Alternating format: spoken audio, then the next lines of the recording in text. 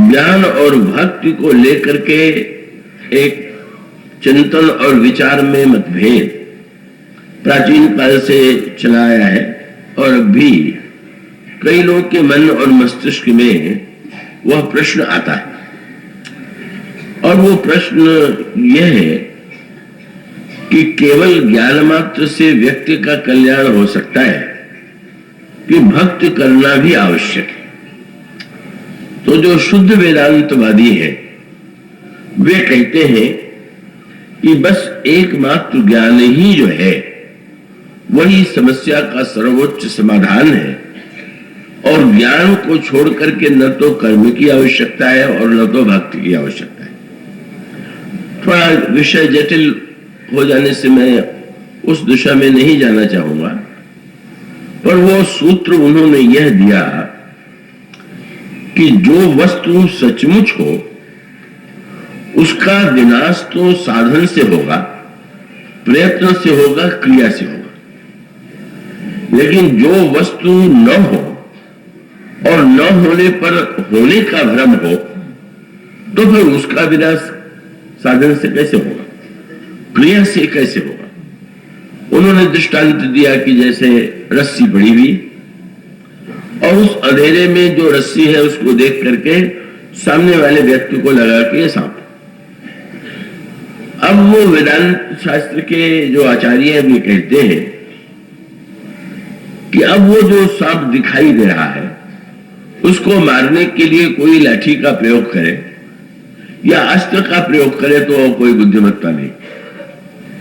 तो उस सांप को न तो आप लाठी से मार सकते हैं, न तो आप उसको किसी शस्त्र से मार सकते हैं। जब है ही नहीं तो आप उसे क्या मारेंगे।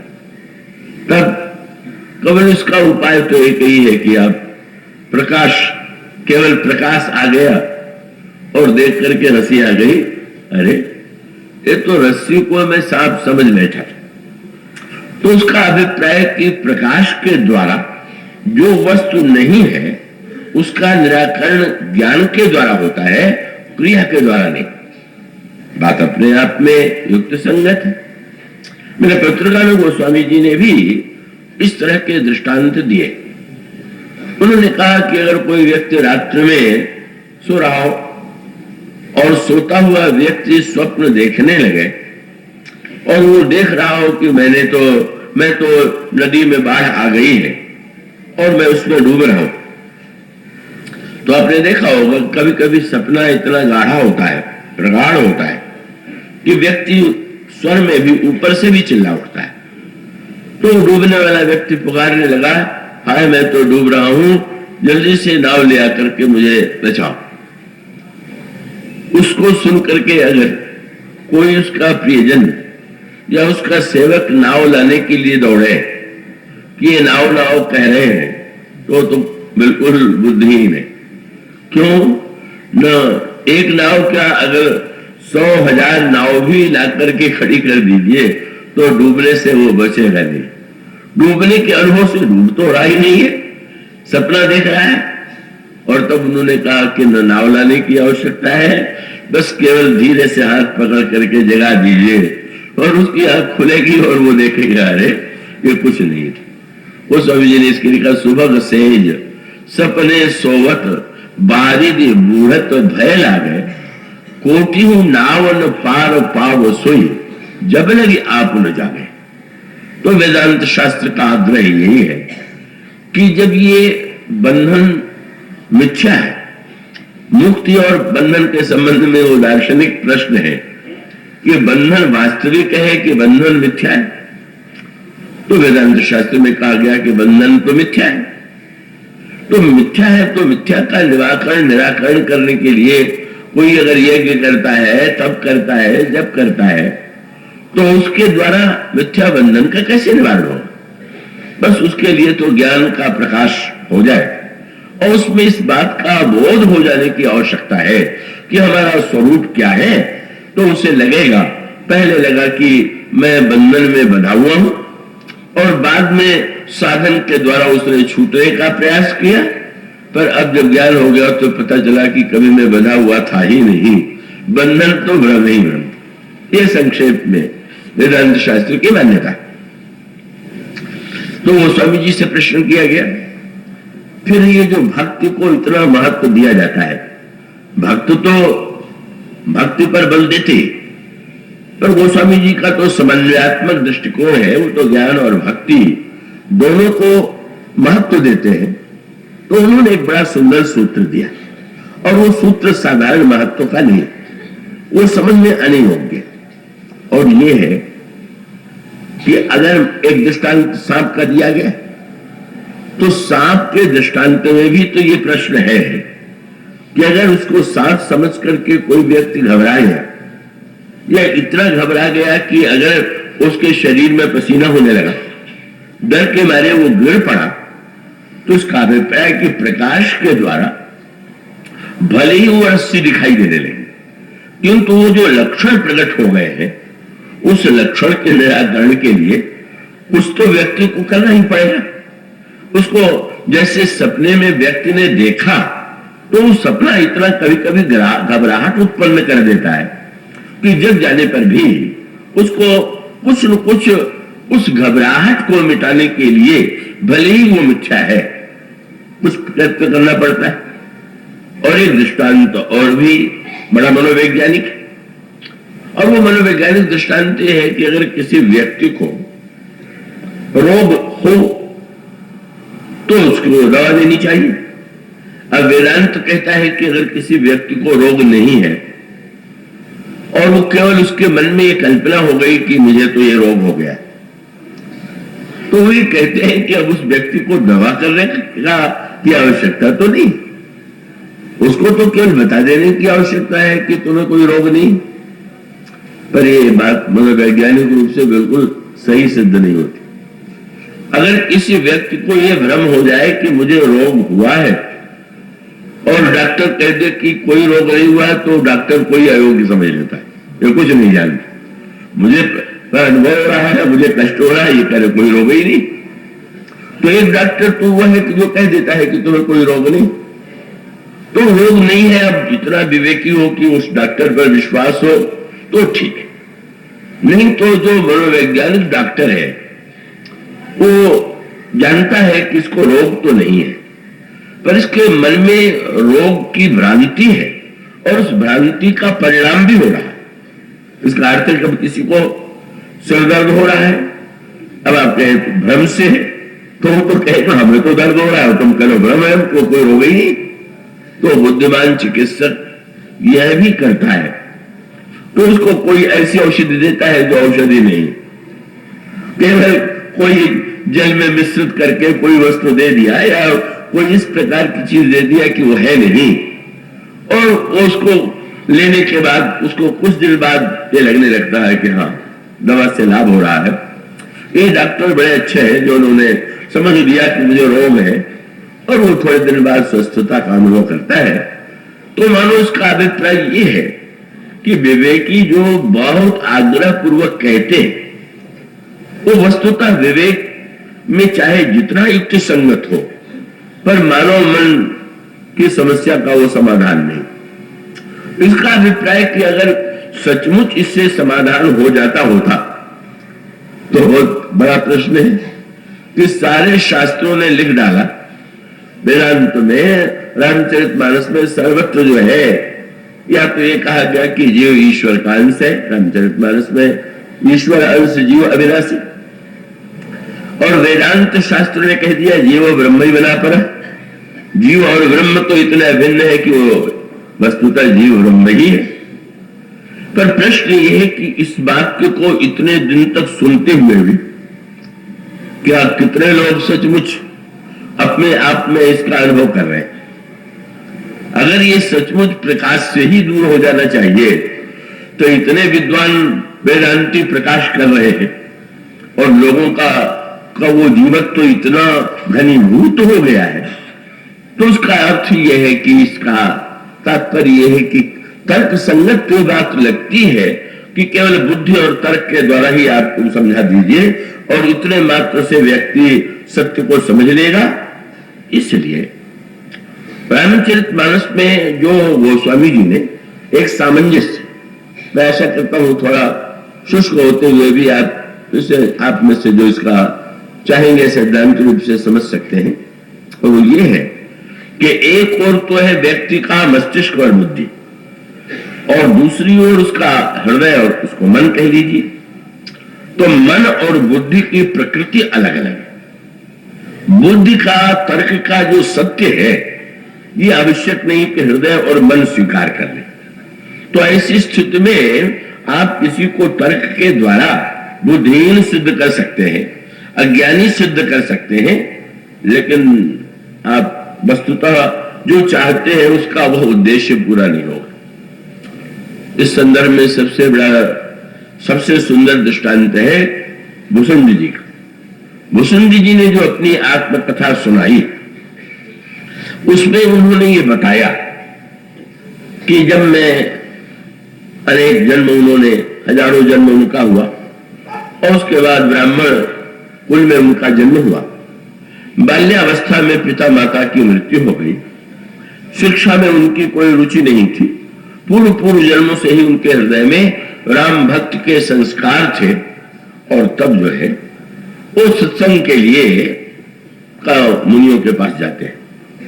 अब उस प्रसंग की ओर आप ध्यान दें जो आपने पिछले दिनों सुना होगा, और वो ये है कि चरक ने और आयुर्वेद ने इस बात पर बड़ा बल दिया कि आप रोग की ही दवा मत कीजिए, रोगी की प्रकृति को समझिए, और रोगी की प्रकृति को समझ करके अगर आप दवा देंगे तो लाभदायक होगी।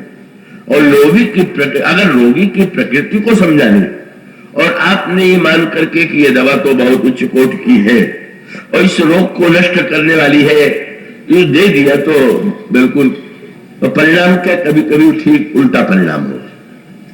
तो ये बात बड़े महत्व की है। और यही गुरु और संत के संदर्भ में, अगर गुरु वैद्य है, संत वैद्य है, तो अगर किसी संत का आग्रह हो जाए कि बस सत्य तो यही, और यही सत्य सबको स्वीकार करना है, तो उसका परिणाम यहां सामने आया। जब भुसुंडी शर्मा मुनियों के आश्रम में जाते हैं, तो वो मुनि उनकी प्रकृति पर दृष्टि नहीं डालते। वे भावुक हैं, हृदय प्रधान हैं, और उनका मस्तिष्क प्रारंभ से ही एक प्रकार के पक्षपात का से जुड़ा हुआ है। कई लोगों के मस्तिष्क में आप देखेंगे, अब स्वाभाविक है कि बुद्धि निष्पक्ष होती है और हृदय पक्षपाती होता है, और यह आप प्रत्येक व्यक्ति जीवन में अनुभव कर सकता है। इसका अभिप्राय आप बुद्धि से तो मान सकते हैं ये सब बराबर है, पर आपका हृदय तो इसे नहीं मानेंगे। आप ये नहीं मानेंगे कि संसार के सारे पुत्र मेरे पुत्र हैं, संसार के सारे व्यक्ति हमारे लिए बराबर हैं। तर्क भी यही कहता है कि सारे संसार में सब में ईश्वर रहता है, पर आपको अपना पुत्र जितना प्यारा लगता है वो तो नहीं लग पाते दूसरे का पुत्र। और इसका अभिप्राय है कि हृदय की प्रकृति जो है वो राग युक्त है, पक्षपात युक्त है, ममता युक्त है। तो बुद्धि के द्वारा, तर्क के द्वारा ये सब समझाया जा सकता है, पर वो संभव नहीं होता।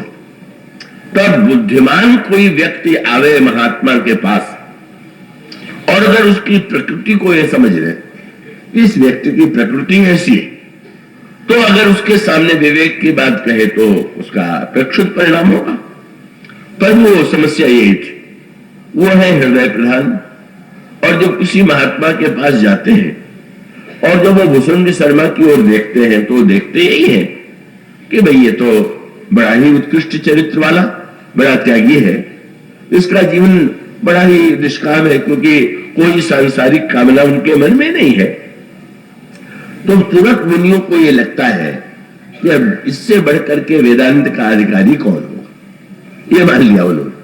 उनके मन में स्वयं वेदांत के प्रति आग्रह है, और वेदांत के प्रति आग्रह है तो जिससे जाके पूछते हैं कि महाराज मैं चाहता हूं कि मैं भगवान राम का दर्शन मुझे हो, तो श्री राम के दर्शन कैसे होंगे, इसका आप उपाय बताइए। और जिस मुनि से वे पूछते हैं वो तुरंत कह देता है कि यही पूछो सोई मुनि अस कही, ईश्वर सर्वभूत में आहे। कहां तुम ईश्वर को ढूंढ रहे हो, वो तो समस्त प्राणियों के हृदय में विद्यमान है। अब कबीर के पदों को जहां जिसने पढ़ा होगा तो कबीर का तो ईश्वर भी यही कहता है कि मोको कहां ढूंढता बंदे, मैं तो तेरे पास में, ना मंदिर में, ना मस्जिद में, ना काबा कैलाश में। तो क्या इसका अर्थ है कि मंदिर व्यर्थ है? इसका अर्थ है कि कैलाश की यात्रा व्यर्थ है? उसका अभिप्राय है कि उनको जैसा लग रहा है वो बात कह देते हैं कि वो मुझको कहां ढूंढ रहे हो, वो तो मैं न मंदिर में, न मस्जिद में, न काबा में, न तो कैलाश में। पर उसका तत्वतः रूप दूसरा है और उसका अभिप्राय ये है जैसा यहां हुआ। जब उनसे कोई कह देता है कि ईश्वर तो सर्वत्र है, तो उन्होंने स्पष्ट बताया और शब्द कितना सुंदर उन्होंने चला। उन्होंने कहा वो महात्मा जो कहते थे वो तर्क और बुद्धि से संगत लगता था, लेकिन निर्गुण मत मम हृदय न आवा। मैं भावुक व्यक्ति, हृदय प्रधान व्यक्ति, तो ये निर्गुण मत तो मेरा हृदय स्वीकार नहीं कर पाता था। मैं तो यही कहता था कि महाराज आप कैसी बात करते हैं, अगर वो ईश्वर हृदय में है तो उसका अनुभव तो मुझे हो नहीं रहा। इसलिए अगर वो हृदय में भी है तो पहले उसे बाहर देखें। अगर एक बड़े सूक्ष्म संकेत है, आपसे कोई कह दे कि ईश्वर तो भीतर है, तो ईश्वर भीतर होगा, पर कह देने से उसका, आपको केवल कह देने से ईश्वर दिखाई देने लगता है क्या? कितना भी बड़ा सत्य क्यों? इसलिए भक्त उनका कहना था कि महाराज राम चरण बारिज जब देखो, एक बार प्रभु भगवान श्री राम का दर्शन मैं कर लूं, उसके बाद फिर मैं प्रभु से ही प्रश्न कर लूंगा कि आप कहां रहते हैं। पर वो मुनियों ने तो कहा कि अरे तुम इतने योग्य होकर के इस तरह से बुद्धिहीनता की बात करते हो, तुम उसको ढूंढ रहे हो जो तुम्हारे हृदय में बैठा हुआ। निराश हो गए, महर्षि लोमस के पास गए। सुमेरु पर्वत पर बट वृक्ष की छाया में लोमस जी बैठे हुए थे। कुछ आशा बधी, उनको लगा कि शायद ये मेरी समस्या का समाधान करे। जा करके उन्होंने प्रणाम किया और स्पष्ट शब्दों में कह दिया, सगुण ब्रह्म अवराधन मोहि कहु भगवान। मैं सगुण साकार ईश्वर की आराधना कैसे करूं, आप ये बताइए। अब मान लीजिए कोई व्यक्ति जाकर के किसी खिड़की पर खड़ा हो जाए जहां टिकट मिल रहा हो और वो कहे कि मुझे यहां का टिकट दीजिए, और दूसरा कोई बड़ा उपदेशक मिल जाए, कहां जा रहे हो, तुम सीधे यहां से वृंदावन चले जाओ, तुम यहां से सीधे कैलाश की यात्रा करो, कहां इधर उधर जा रहे हो। तो तो बेचारा कहेगा भाई अब हमको जहां जाना है आप हमको वो बताइए कि आप अपनी बात करें, वहां चले जाओ। तो उन्होंने स्पष्ट बता दिया, मुझे सगुण साकार ब्रह्म की आराधना चाहिए। मुनि जी ने वही कहा अच्छा अच्छा।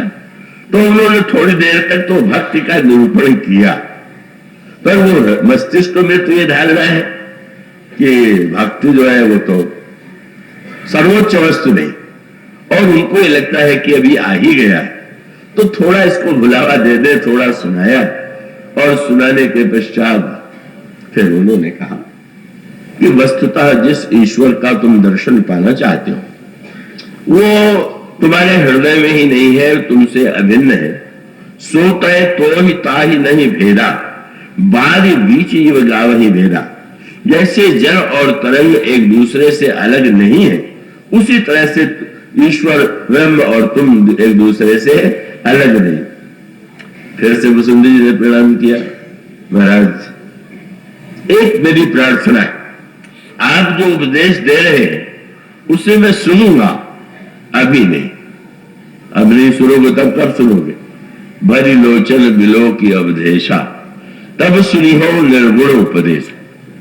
पहले मेरी समस्या तो नेत्र की समस्या है, पहले आप कृपा करके हमारा नेत्र जो है वो श्री राम का दर्शन कर ले, फिर अगर मैं अभाव का अनुभव करूंगा कि हाँ इस दर्शन में भी पूर्णता प्राप्त नहीं हुई, तो मैं आपके चरणों में प्रणाम करूंगा और प्रणाम करके कहूंगा कि महाराज दर्शन से हमें संतोष नहीं हुआ, अब आप कृपा करके मुझे उससे बड़ा तत्व ज्ञान दीजिए। फिर भी बस जो ज्ञान में स्थित होता है कठिनाई तब आती है कि जो व्यक्ति जहां है वो चाहता है कि दूसरा व्यक्ति भी इतनी सरल बात को क्यों नहीं समझ रहा। वही उन्होंने फिर कहा, तो बड़ा सुंदर उन्होंने कहा, महाराज इसका अर्थ है कि कलकत्ते में भ्रमण करने का उपदेश किसी आए हुए व्यक्ति को आप दें और कलकत्ते की सुंदरता का वर्णन करें, कहा क्या क्या देखने योग्य है, वहां तक तो ठीक, पर आपको नदी में रहने वाली मछलियों पर दया आ जाए, क्या इतनी कलकत्ते के पास रहते हुए भी आज तक कलकत्ता ये नहीं देख पाई और जाकर के उनको उपदेश देने लगे कि कहां तुम पढ़ी हुई हो, जरा निकल करके देखो तो क्या है कलकत्ता, कैसा है, क्या विशाल है। तो आपका उपदेश क्या, चाहे वो नगर कितना भी सुंदर हो, पर मछली की तो अपनी समस्या है। और यही बात उन्होंने कहा कि महाराज राम भगत जल मम मन मीना कि मैं बिलगाई मुनि से प्रवीणा। महाराज मेरी वृत्ति तो मछली वाली है और राम भक्ति के जल में ही मैं जीवित रह सकता हूं, तो आपकी बात सुंदर हो सकती है पर वो तो मेरा तो नहीं उसमें हृदय संतुष्ट होता। और फिर आप देखते हैं कि उसका परिणाम क्या हुआ, बार बार लगने लगा कि इतना उच्च कोटि का ज्ञान और इसको मैं दे रहा हूं और ये नहीं कर रहा है, नहीं कर रहा है। क्रोध आ गया और क्रोध में आकर के मूढ़, अरे मूर्ख, मूल परम सिख देव न मानसी, उत्तर प्रति उत्तर बहुठानसी, सत्य वचन विश्वास न करे, बाय से सब ही ते डरे। पूरा कौवा, जैसे कौवे को रोटी देने के लिए भी कोई हाथ बढ़ावे तो यही समझता है कि पकड़ेगा वो उड़ जाता है। इस तरह की तेरी कौवा की वृत्ति, क्या आवश्यकता है तेरे मनुष्य रहने की, तो मनुष्य रहने योग्य नहीं है। ब्राह्मण कुल में तेरा जन्म हुआ, इतनी तपस्यामयी वृत्तियां ही, मैं सर्वोच्च वस्तु दे रहा हूं तो जा तू कौवा हो जाए। विडंबना आपने देखी, वो कह रहे थे महाराज मैं जीव हूं, मैं ईश्वर का दर्शन करना चाहता हूं, और वेदांत शिरोमणि कह रहे थे कि आप तुम स्वयं ब्रह्म हो, पर ब्रह्म बनाते बनाते अंत में कौवा बना दिया। कैसी विडंबना है। अरे इससे अच्छा यही था कि पहले भक्त ही बनाते, मनुष्य बनाते, फिर भक्त बनाते, फिर देखा जाता आगे जो बनने बनाने की बात होती यही होता अतिरेक। और फिर वो एक अलग दिशा की कथा है, पर उसका एक मूल तात्पर्य यह है कि प्रत्येक व्यक्ति की अपनी एक प्रकृति होती है, अपना एक स्वभाव होता है, अपना एक संस्कार होता है। तो जो बुद्धिमान व्यक्ति है, वह व्यक्ति जो है ये ध्यान रख करके ही उपदेश देता है कि इस व्यक्ति के ये संस्कार के अनुकूल है कि नहीं। और इसीलिए भगवान कृष्ण का जो उपदेश अर्जुन को है, कितना मनोवैज्ञानिक, उन्होंने कहा कि देखो ये उच्च कोटि का ज्ञान चाहे जैसा भी हो, पर वो जो देहासक्त है, जो बेचारे उतने जानकार नहीं है, उनको कभी भी ये बात नहीं करनी चाहिए। उसका अभिप्राय है, अब मान लीजिए कह दिया जाए, वो वाक्य तो बड़ा प्रचलित है कि मन चंगा तो कठौती में गंगा। तो चलो भाई, कहिए मन चंगा तो कठौती में गंगा, बिल्कुल ठीक। मन पवित्र है, मन शुद्ध है, तो उसके लिए सब जल गंगा जल। पर ये तो आलसियों के लिए भी महामंत्र है, न जाना हो न कुछ करना हो तो बस मन चंगा तो कठौती में गंगा। मन चाहे बिल्कुल चंगा न हो, पर ये वाक्य तो दोहराने का अधिकार वो मिल ही गया, सबको मिला हुआ है। कोई किसी से कोई कहे चलिए मंदिर में दर्शन कराइए, अरे कहा ईश्वर, सो ईश्वर क्या यहाँ नहीं है? ये वाक्य कहने वाले बहुत मिलते, पर ईश्वर क्या ये नहीं है, ये जीभ से ही रटा रटाया वाक्य कह देते हैं कि सचमुच आपको लग। इसका भगवान का अभिप्राय ये है कि वह बात जो उसका अधिकारी नहीं है, जब उससे कह दिया जाता है तो परिणाम होता है कि वह व्यक्ति जो है कब वो उसका परिणाम यही होता है कि न बुद्धि भेदम जनयत अज्ञानाम कर्म संज्ञानाम। उनको ज्ञान की बात पहले मत बताओ। जोशयत सर्व कर्माणु, उन्हें तो कर्म की और कर्म का उपदेश दो। और कर्म का उपदेश देने के बाद भगवान ने तो यहां तक कह दिया कि उनको उपदेश ही मत दो, बल्कि उनके सामने आचरण भी इसी प्रकार का करो जिससे उसके जीवन में कर्म के प्रति आस्था, और उसके पश्चात क्रमशः ये जो हमारे एक तो पक्ष से युक्त जो ग्रंथ है वो, और दूसरी ओर वो समन्वय जैसे गीता और रामचरितमानस, उनकी विशेषता और विलक्षणता यही है कि उसमें एक क्रम है, एक सामंजस्य।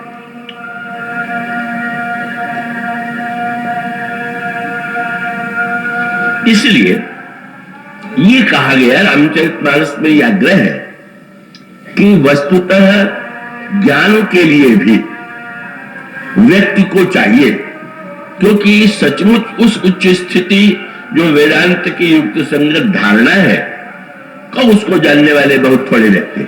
अब रामायण में जैसे दृष्टांत है, रामायण तो शास्त्रों का बड़ा पंडित था, महान विद्वान था, और मंदोदरी ने जब भगवान राम की भक्ति का उपदेश दिया तो रावण ने यही तो मंदोदरी से कहा, कहे तुमने जब ये कहा कि राम की भक्ति करनी चाहिए, तो दूसरा व्यक्ति होता तो उसको तो क्रोध आ जाए, वो तो बिगड़ गया होता कि मेरी शत्रु वो राम तुम उसकी भक्ति के लिए कह रही, पर तुम जैसे विद्वान हो तो मैं भी तो तुम्हारा पति हूं, मैं कम विद्वान थोड़ी हूं। और शब्द का तो बत कही गूढ़ मृगलोचन, वाह मंदोदरी, क्या तुमने गूढ़ रहस्य की भाषा का प्रयोग किया है, और कहा तुम्हारा वाक्य साधारण नहीं है, समुझत सुनत सुखद भव मोचन, अगर कोई व्यक्ति समझ ले तो उसको मुक्ति मिल जाए। मंदोदरी चकित हो गई, पर जब उस गूढ़ की व्याख्या किया तो मंदोदरी ने सिर पीट लिया कि अगर ऐसे व्याख्याता मिल जाए, और उस व्याख्याता में उसने तुरंत कहा तुम यही तो कह रही हो क्यों राम का सिर आकाश है, चरण पाताल है, पद पाताल शीश अज धामा, अपर लोक अंग अंग विश्रामा, भ्रिकुट विरास भयंकर काला, नयन दिवाकर कच घन वाला। तो उसका वर्णन तो स्पष्ट बताता है कि वो अयोध्या में जन्म लेने वाले राम का वर्णन नहीं, न तो उसका सिर आकाश है, न पाताल चरण है, न सूर्य चंद्रमा उसकी आंख है। तो मैं समझ गया किसका वर्णन है, बोले जानो प्रिया तोरी चतुराई, यही विधि कहूं मोर प्रभुताई। तो मेरे ही वर्णन कर रही हो, और तुम विद्वान इतनी हो कि ऐसे चतुराई से जैसे निंदा के बहाने से भी स्तुति की जाती है, तो तुम्हें बड़ी साहित्यिक पद्धति में मेरी महिमा का वर्णन किया, तुम्हारे प्रतिभा से मैं बड़ा प्रभावित। आप सोचे रावण जब कहता है मैं राम हूं, तो अंत में वेदांत का सोहम रामोहम शिवोहम वही तो शब्द है, पर क्या रावण को हम तत्वज्ञ मान ले क्या, रावण को महान ज्ञानी मान ले क्या? उसका अभिप्राय यह है कि रावण जैसा व्यक्ति जब कोई इस प्रकार की बात शब्द से दोहरा देता है तो उसके जीवन में न तो मुक्ति का बोध है, न तो कोई तत्व ज्ञान है।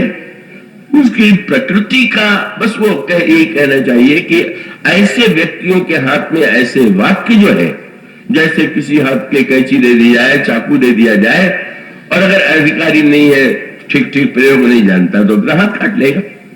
इसलिए रामचरितमानस में कहा गया है कि भक्ति जो है वो तो परमावश्यक, भक्ति जो है वो अनिवार्य रूप से, चाहे वो कोई व्यक्ति कुछ भी किसी भी दिशा में क्यों न जाना चाहता हो, उसे भक्ति करना चाहिए। और उसके लिए 2 सूत्र उन्होंने दिए, और वो 2 सूत्र उन्होंने एक तो ये कहा कि जैसे मान लीजिए आपके घर में द्रव्य हो और नाना प्रकार की सामग्री आपके सामने, आपको खरीदने की शक्ति है, मूल्य चुका करके ले आने की शक्ति है, आपके सामने रख दिया जाए, पर आपके पेट में अगर कोई रोग है तो वो वस्तुएं रखी रह जाएंगी, आप उसका भोजन नहीं कर सकेंगे, और करेंगे तो स्वास्थ्य के स्वास्थ्य पर अस्वस्थता देगा।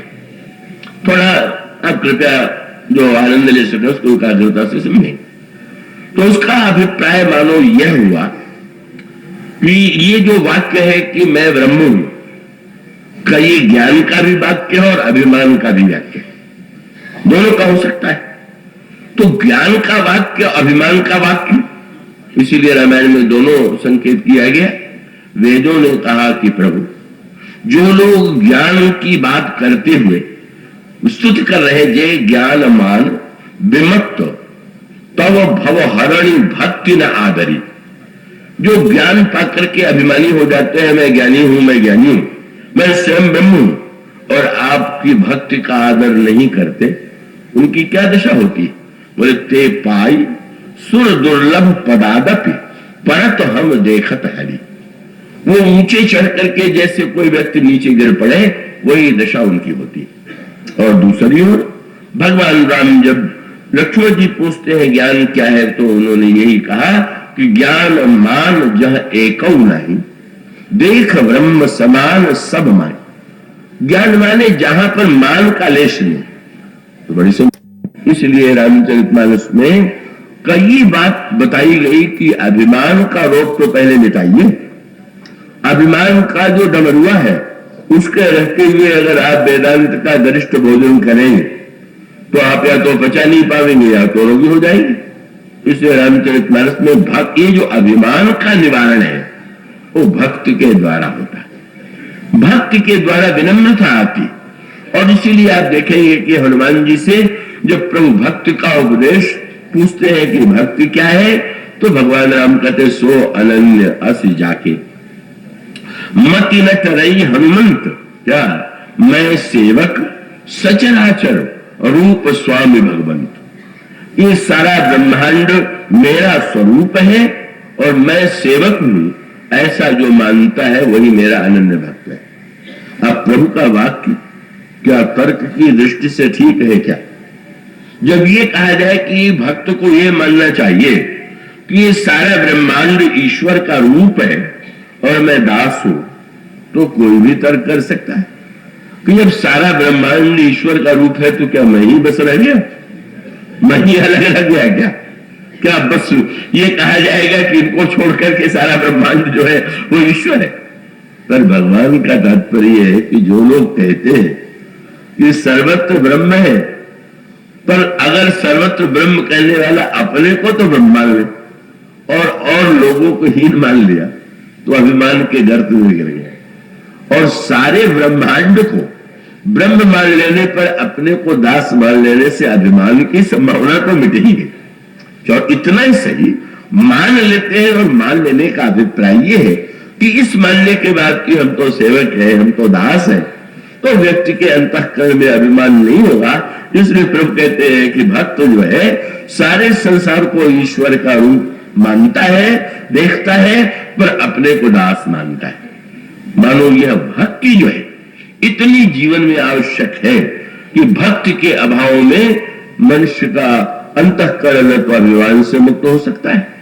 और फिर वही समस्या है कि अब अगर कोई व्यक्ति ये कहने लगे कि वो तो सारा इस संसार का जितना धन है वह ईश्वर का है, बाकी तो बिल्कुल ठीक, पर ईश्वर का है ये कहने के बाद फिर प्रत्येक के धन को उठा लिया।